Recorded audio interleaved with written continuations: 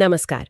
आज हम बात कर रहे हैं चेतन भगत के पहले नॉवल 5 पॉइंट समवन की। हाँ, और उस पर जो फिल्म बनी ब्लॉकबस्टर 3 इडियट्स। बिल्कुल, हमारे पास नॉवल, फिल्म और इनके असर पर कुछ अच्छे नोट्स हैं। सही। तो आज हम ये समझने की कोशिश करेंगे कि ये कहानी इतनी पॉपुलर क्यों हुई, किताब और फिल्म में क्या बड़े फर्क थे और इसका हमारे समाज पर क्या असर पड़ा। हाँ, मतलब एक तरह से डिकोड करने की कोशिश करेंगे। ठीक है, आइए इसे खोल कर देखते हैं। हाँ, तो 5 पॉइंट समवन आई थी 2004 में, चेतन भगत का पहला नॉवल। पहला नॉवल, हाँ। आईआईटी दिल्ली की सेटिंग है और 3 दोस्त हैं, हरी, रयान और आलोक। और नॉवल का फोकस है पढ़ाई का प्रेशर, ग्रेड्स का सिस्टम जिसकी आलोचना की गई है। हाँ, वो what not to do at IIT वाला एंगल। एग्जैक्टली। और दोस्ती की अहमियत। लेकिन जो सबसे दिलचस्प बात है ना, वो ये कि ये एक कल्चरल फिनोमिनन बन गई। सही बात है। मतलब इसकी सिंपल भाषा और कहानी जिससे लोग जुड़ पाएं, उसने इंडियन इंग्लिश नॉवेल्स को एक तरह से आम पाठक तक पहुंचा दिया। हाँ, मतलब वो जो पहले शायद हैवी लिटरेचर से डरते थे, उनके लिए एक एंट्री पॉइंट बन गया। बिल्कुल।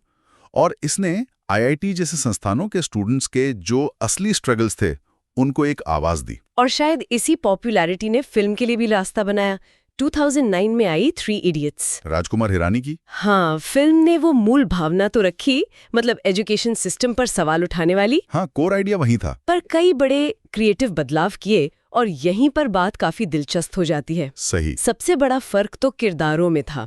किताब के हरी, रियान, आलोक, उनकी जगह आ गए फरहान, रैंचो और राजू। हाँ, और रैंचो का किरदार आमिर खान वाला, वो रियान से इंस्पायर्ड तो था पर बहुत अलग था, एक विजनरी टाइप का। हाँ, मतलब रियान थोड़ा ज्यादा बागी किस्म का है किताब में। हाँ, शायद थोड़ा डार्क भी। रैंचो को ज्यादा आइडियलिस्टिक, एक हीरो की तरह दिखाया गया। लगता है ये बदलाव क्यों जरूरी समझा गया होगा फिल्म के लिए। देखिए, फिल्म एक मास मीडियम है, तो शायद मेकर्स को लगा कि रेंचो जैसा किरदार पॉजिटिव है, ऑल इज वेल कहता है। हाँ, वो फलसफा, वो ज्यादा लोगों से जुड़ेगा, ज्यादा इंस्पिरेशनल लगेगा। और कहानी में भी तो बदलाव थे। हाँ, बिल्कुल। हरिनिया की लव स्टोरी, वो रैंचोपिया बन गई। करीना कपूर वाला ट्रैक, और किताब के कुछ डार्क एलिमेंट्स, जैसे नेहा के भाई का सुसाइड अटेम्प्ट, उसको फिल्म में जॉय लोबो के जरिए दिखाया और उसका एंडिंग बदल दिया, उसे बचाया गया। और वो रैंचो की छुपी पहचान वाला पूरा एंगल, वो तो पूरी तरह नया था, किताब में कहीं नहीं है। उसने फिल्म में एक मिस्ट्री और ड्रामा जोड़ दिया। सही कहा, फिल्म का टोन भी काफी अलग था। ज्यादा कॉमेडी, ज्यादा ड्रामा, गाने। हाँ, एकदम बॉलीवुड मसाला कह सकते हैं, पर एक मैसेज के साथ। शायद इसीलिए इतनी जबरदस्त हिट हुई। तो ये कहानी, चाहे किताब हो या फिल्म, इतने लोगों को क्यों पसंद आई? स्टूडेंट्स, पेरेंट्स, टीचर्स, सब ने देखा, सब ने पढ़ा। इसकी कई वजह हैं। एक तो जैसा हमने कहा, टॉपिक बहुत रिलेटेबल है। पढ़ाई का प्रेशर, ग्रेड्स की चिंता, ये हर घर की कहानी है भारत में। दूसरा, भाषा, किताब की सिंपल इंग्लिश, फिल्म के आसान डायलॉग्स। हाँ, समझना आसान था। तीसरा, मैसेज कि वट्टा मत मारो, अपने पैशन को फॉलो करो। ये बात युवाओं को बहुत अपील करती है। बिल्कुल। और चौथा, दोस्ती और इंडिविजुअलिटी का थीम। फिल्म ने इन सबको लेकर एक बड़ा कैनवस बना दिया। सही। और अगर हम बड़ी पिक्चर देखें तो 3 इडियट्स ने इन आइडियाज को ग्लोबल ऑडियंस तक पहुंचाया। दुनिया भर में चली फिल्म। हाँ, सबसे ज्यादा कमाने वाली भारतीय फिल्मों में से एक बन गई। तो कह सकते हैं कि फिल्म ने किताब के बीज को एक ग्लोबल मूवमेंट जैसे बना दिया। तो इस सब का क्या मतलब निकलता है?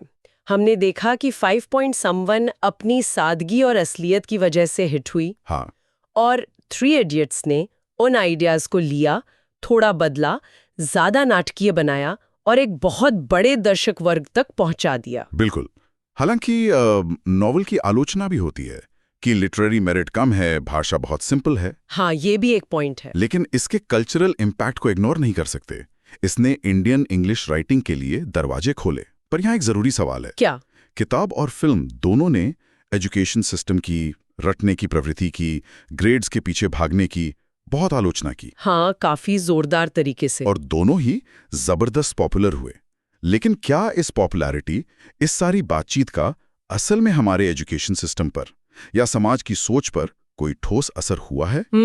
ये सोचने वाली बात है। क्या पैशन को ग्रेड्स पर तरजीह देने की बात सिर्फ किताबों और फिल्मों तक ही सीमित रह गई है, या जमीनी हकीकत में कुछ बदला है? वाकई ये एक बड़ा सवाल है, और शायद इसी सवाल के साथ आज की ये चर्चा यहीं रोकते हैं। हाँ, सोचने के लिए एक अच्छा पॉइंट है। इस पर विचार जरूर कीजिएगा। धन्यवाद।